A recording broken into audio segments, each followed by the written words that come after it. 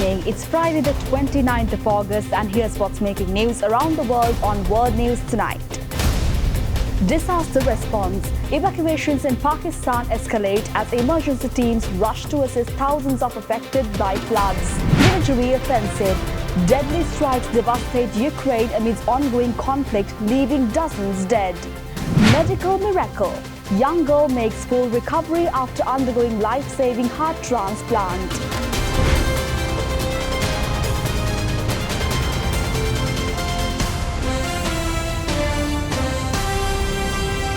From Colombo, this is World News Tonight with Amarsha Fernando. Good evening once again. Prime Minister Shehbaz Sharif visited flood-stricken Punjab province on Thursday, where nearly 250,000 residents have been displaced due to severe flooding. The disaster, exacerbated by heavy monsoon rains and water releases from Indian dams, has resulted in over 800 deaths nationwide since June. From a helicopter, Pakistani Prime Minister Shehbaz Sharif took stock of the damage. Swathes of the agricultural Punjab region underwater. Families waded through the filthy floodwater and were piled onto boats, scrambling to leave. 250,000 residents have been evacuated to safety from floods that have already killed hundreds.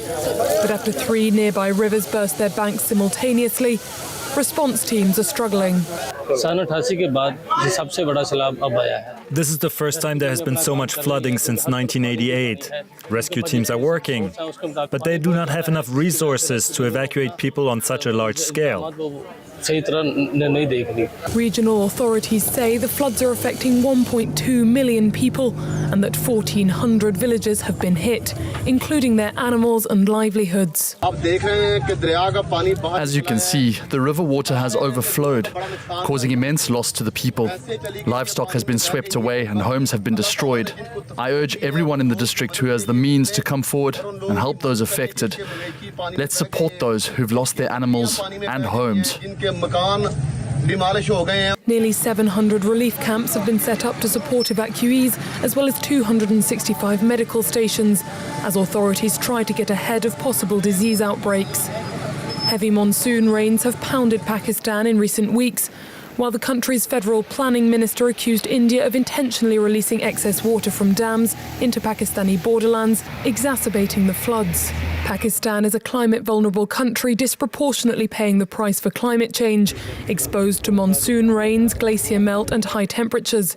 In 2022, floods put more than a quarter of the country underwater and killed 1,700 Pakistanis. And earlier this year, the country recorded temperatures over 50 degrees Celsius.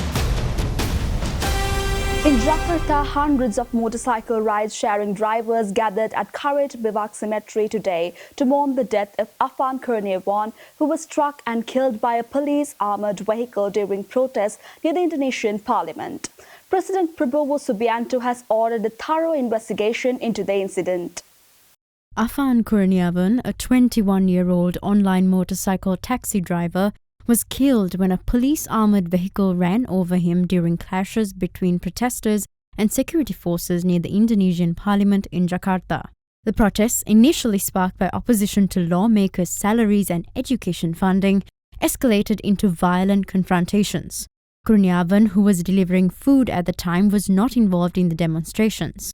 Witnesses reported that the vehicle initially stopped after hitting him, but then continued driving, leading to his fatal injuries. The incident has sparked widespread outrage across Indonesia, with hundreds of fellow ride-sharing drivers and residents attending his funeral, escorting his body through Jakarta in a convoy of motorcycles. Protests erupted in several areas, with demonstrators demanding justice and accountability for the officers involved.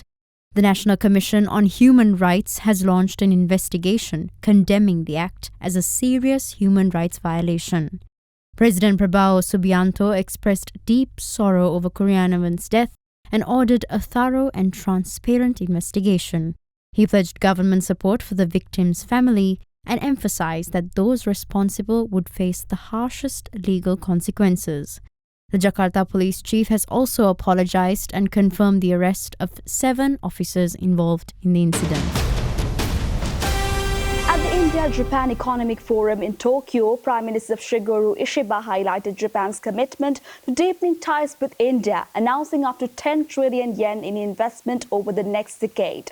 The partnership aimed at countering China's regional influence, including agreements in critical minerals and high-tech manufacturing.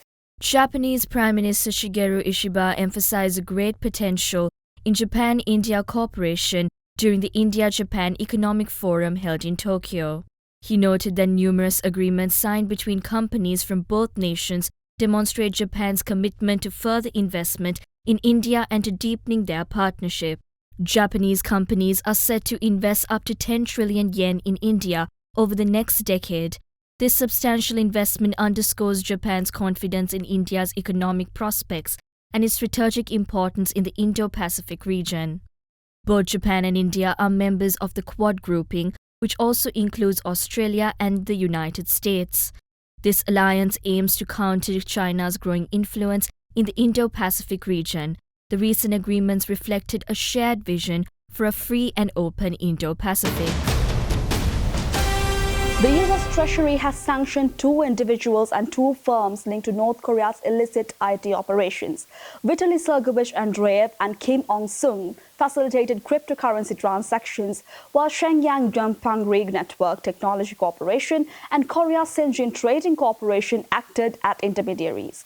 These sanctions aim to disrupt funding for North Korea's weapon programs. Those newly added to the U.S. Treasury sanctions list are 2 individuals and 2 firms.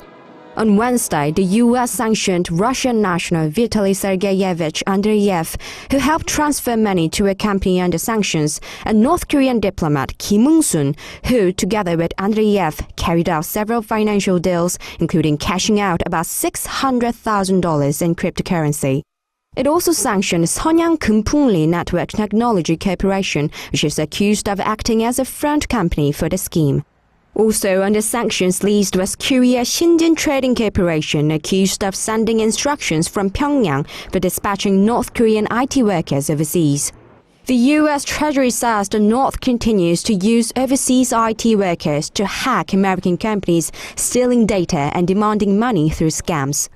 Some workers even planted malicious code inside company networks to steal proprietary technology and sensitive data. Washington believes the illegal profits from these actions were used to help fund Pyongyang's weapons of mass destruction and missile programs. North Korea has been using fake documents and stolen identities to get remote jobs abroad, and its methods are becoming more advanced with the help of artificial intelligence. In response, Seoul, Washington and Tokyo remain united in their joint efforts to counter the illicit activities of North Korea's IT workers. The 3 countries reaffirmed their commitment to enhancing their coordination and pledged to work closely with the private sector. Let's go in for a short commercial break. More world news coming right after this.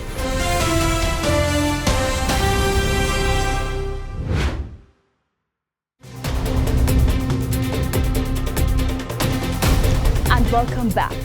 Russia launched a massive overnight missile and drone attack on Kyiv, resulting at least 23 deaths, including 4 children, and injuries over 60 others. The assault targeted residential areas and diplomatic missions, including EU and British Council officers. Ukrainian President Zelensky condemned the strikes as a rejection of peace efforts. The death toll is rising after one of the biggest Russian attacks on Ukraine since the start of the war. This is the moment a Russian missile slammed into a residential neighborhood in Kyiv. Seconds later, another hit. Apartment buildings turned into rubble and ash, seen in videos circulating online. More than 600 drones and missiles fired on multiple targets across the country. This cafe destroyed. Air raid sirens blaring for 11 hours. More than 20 people killed, including 4 children, a 2-year-old among them. This catastrophic attack comes less than 2 weeks after President Trump and Vladimir Putin met in Alaska in an effort to stop the war. But Putin apparently had a different kind of diplomacy in mind. Today, targeting critical buildings that house the European Union's mission in Ukraine, the British Council and other foreign embassies. President Zelensky says this was not only a strike on Ukraine, but on Europe and President Trump as well. Brazilian Vice President Geraldo Alckmin received the key to Mexico City during his official visit, symbolizing strengthened bilateral ties. The visit focused on enhancing trade relations with agreements signed in agriculture, biofuels and investment. This collaboration aims to bolster economic integration between the two Latin American nations. In a ceremony held yesterday, Vice President Geraldo Alckmin was honored with the key to Mexico City by Mayor Clara Brugada. This gesture was described as a symbol of trust, fraternity, and shared visions between two countries. Alckmin's visit underscores Brazil's commitment to deepening its relationship with Mexico, Latin America's second largest economy. During his visit, Alckmin and Mexican President Claudia Sheinbaum announced plans to sign updated sectoral trade agreements in August 2026. These agreements aim to modernize trade relations that have been in place for nearly 2 decades. Preliminary accords were signed in agriculture, health, and biofuels, with discussions also covering potential collaboration in electric vehicle battery production and the export of Brazilian ethanol technology to Mexico. The bilateral talks come amid trade tensions with the United States, which has imposed tariffs on Brazilian exports. Mexico's recent suspension of tariffs on Brazilian goods provides a window for enhanced cooperation. Brazil aims to increase its beef exports to Mexico, which has recently surpassed the US as the second largest destination for Brazilian beef. However, Mexico requires traceability of livestock, a standard Brazil is working to meet to ensure uninterrupted trade. Britain, France and Germany have initiated a 30-day process to reimpose United Nations sanctions on Iran, citing violations of the 2015 nuclear deal. The move, known as the snapback mechanism, escalates tensions amid stalled negotiations and recent military actions involving Iran. The European trio known as the E3 triggered the snapback mechanism after unsuccessful talks with Iran. They argued that Tehran's nuclear activities exceed civilian needs, particularly its uranium enrichment levels approaching weapons grade. The E3 had previously warned of this action if Iran did not comply with the 2015 Joint Comprehensive Plan of Action. Iran swiftly condemned the E3's decision, labeling it illegal and regrettable. A senior Iranian official stated that the move undermines diplomacy and vowed that Tehran would not yield to pressure. Iran maintains that its nuclear program is for peaceful purposes and has threatened to halt cooperation with the International Atomic Energy Agency if sanctions are reinstated. The reimposition of sanctions could affect Iran's financial, defense, and energy sectors, but Russia and China oppose the snapback. They may not be able to prevent it due to expected vetoes in the UN Security Council. The United States, under former President Donald Trump, withdrew from the JCPOA in 2018 and reimposed sanctions, further complicating the situation. The 30-day process allows for potential diplomatic engagement. European officials have urged Iran to resume full cooperation with the IAEA and engage in direct talks with the United States. However, with tensions high and trust eroded, the path to a renewed nuclear agreement remains uncertain. Denmark has summoned the top US diplomat in Copenhagen following reports of covert influence operations in Greenland by Americans with ties to President Donald Trump's administration. The Danish government condemned any interference in Greenland's internal affairs, emphasizing the territory's right to self-determination. The United States' official presence in Greenland may look unassuming, but behind the scenes, Washington is reportedly trying a clandestine approach to expanding its influence in the territory. That's according to Danish public broadcaster DR, quoting unnamed government and security sources, who believe that at least 3 Americans with connections to Donald Trump have been carrying out covert influence operations to try and shape how people in Greenland think. It's important that we gain some insight into this so that our populations, both Greenland and Denmark, know what we are up against. This is inherently completely unacceptable, and therefore, in light of the information that has emerged, I've decided to summon the American chargé d'affaires. DR reports that the operation included compiling a list of US-friendly Greenlanders, collecting names of people opposed to Trump, and researching cases that could be used to cast Denmark in a bad light. DR said it had been unable to clarify whether the Americans were working under orders. But from threats of annexation to sending J.D. Vance and Trump Jr. to try and woo the locals, the US president has made it no secret of the fact he wants the mineral-rich, strategically located Arctic island one way or the other. We're working with everybody involved to try and get it. We must remember that it is Greenland itself that must decide what we want, what kind of future we choose, and the order of the partners we choose to work with. And the United States will always be one of them. But I think it is important to be increasingly sceptical the more we hear about attempts to influence us in Greenland. Denmark insists that Greenland will decide its future itself. According to a January poll, most of its people want to become independent, but do not wish to become part of the US. The United Nations Security Council has unanimously voted to extend the mandate of the United Nations Interim Force in the Lebanon until December 31st, 2026. This extension marks the final renewal before a year-long withdrawal process begins, concluding nearly 5 decades of peacekeeping operations in southern Lebanon. The United Nations Interim Force in Lebanon, known as UNIFIL, will officially end its mission at the end of next year, bringing to a close nearly half a century of operations. The UN Security Council on Thursday unanimously adopted a resolution to conclude UNIFIL's peacekeeping role in southern Lebanon. UNIFIL's mandate will end on December 31st, 2026, followed by a one-year drawdown and withdrawal through 2027. This also means that South Koreans participating as part of the Dongmyeong unit will also withdraw. UNIFIL was first deployed in March 1978 under Security Council Resolutions 425 and 426, established to oversee peace and stability in Lebanon.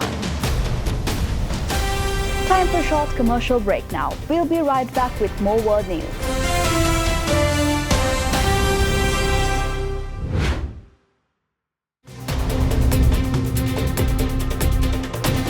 And welcome back. After enduring multiple heart surgeries, 11-year-old Ava Cooper faced heart failure and waited 215 days for a donor. She received a new heart and underwent a successful 14-hour transplant surgery. Doctors report her recovery is progressing well and she is eager to return to school. An 11-year-old girl is sitting in her hospital bed, FaceTiming with her dad. That's something I want you to tell your parents, all right? She's about to receive news that will change her life. A doctor leans over and whispers something in her ear. Daddy? What? I'm getting a heart. What? I'm getting a heart. Are you serious? Oh my goodness. Hi. Oh my goodness, Ava. Oh my gosh. Oh, kiddo. Ava Cooper is super excited. She was born with multiple heart defects and had her first open heart surgery at just 6 days old, and 3 more by the time she was 5. She spent Halloween, Christmas, and Valentine's Day at the Cleveland Clinic. Finally, after 215 days and nights, came that amazing news. What? I'm getting a heart. That's mom sobbing as Ava tells dad the good news. Oh my goodness. That's the ugly mom cry, as they say. Dr. Madeline Townsend is Ava's cardiologist. I wanted her to tell her family, and I wanted to be able to record that so that they could remember that really life-changing moments in her own words. The next day, Ava successfully underwent the 14-hour transplant surgery. After a month recovering in the hospital, she is finally able to go home. Thousands of people in Axta de Terrazas, Mexico came together to celebrate 15-year-old Isala Santiago Morales after her father's viral video showed a sparse turnout. Local organizers, businesses and the town provided a stadium and services, turning the event into a joyous, unforgettable celebration for the teenager. 15-year-old Isela Anahi Santiago Morales arriving to cheers and a massive crowd for the quinceañera of a lifetime. The daughter of garbage collectors in the small 30,000-person Mexican town of Axtla de Terrazas, her family originally tried to have her quinceañera, her coming-of-age party for turning 15, about 6 weeks ago. But few showed up, prompting her dad to post the empty event on social media. asking anyone to come to make sure the food his family saved up for would not go to waste. That post changing everything. Dije, vamos a hacerlo, vamos a echarle ganas. A local event planner, Jerónimo Rosales, saw it and pledged his services, saying, No hay nada más feliz que there's nothing like seeing a young girl celebrate turning 15. So I thought to myself, why can't she have something like this? A nearby photographer jumping on board too, the planning taking off when the town donated their stadium for the venue. The night of, thousands reportedly attending, despite rain, giving Morales the quinceañera of her dreams. Thanking everyone, she donned a flowering pink gown, dancing into the night, and cutting a matching pink birthday cake. Her father telling the crowd, because of all of you, her dream was made possible. Morales asking attendees to donate toys to vulnerable children instead of bringing gifts for her. But still, getting 2 life-changing gifts that night, driving her to tears of joy. First a scholarship, and then a small plot of land in her town to build her future on. Tiene un corazón muy noble. The event organizer telling us she has a very noble heart, and he believes very good things are in her future. And with that, we come to the end of today's edition of World News Tonight. With the hopes of seeing you again, I'm Marsha Fernando, and we leave you tonight with the visuals of the passion igniting as the Tango World Championship begins. Also, don't forget to send us your feedback through email at feedback.ad24english@derana.lk or via WhatsApp at 076-805-7933. Jenna Newman will be joining you next with the Nightly Business Report. Thank you for watching and have a great weekend.